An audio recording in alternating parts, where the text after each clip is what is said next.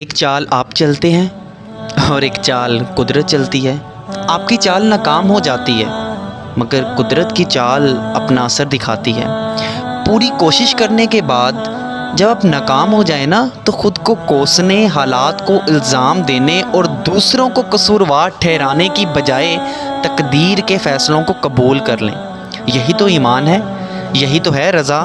ناگوار چیز کو اللہ کی رضا کے لیے خوشگوار بنانا، ٹوٹے دلوں کا رضائے الہی کے لیے مسکرا دینا، یہی ہے اصل قربانی۔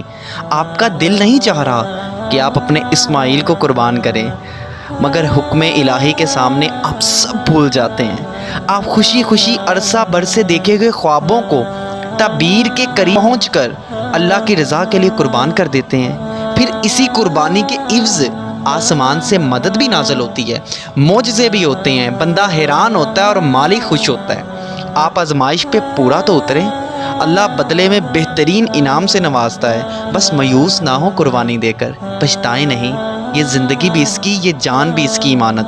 ہماری زندگی پہ اختیار بھی اس کا، جب دے تو شکر، جب واپس لے تو صبر۔ شکوہ شکایت سے خود کو ہلکان نہ کریں، وہ سب ماؤں سے زیادہ پیار کرنے والا ہے۔ اسے زیادہ پتہ ہے کہ کون سا فیصلہ آپ کے لیے جان لیوا ہے اور کون سا جنت کی وادی۔ اس پر بھروسہ کر کے تو دیکھیں، وہ آپ کو ضائع نہیں ہونے دے گا۔ صحرا میں تنہا چھوڑ کر پانی کا انتظام بھی خود کرے گا، کیونکہ وہ اللہ ہے۔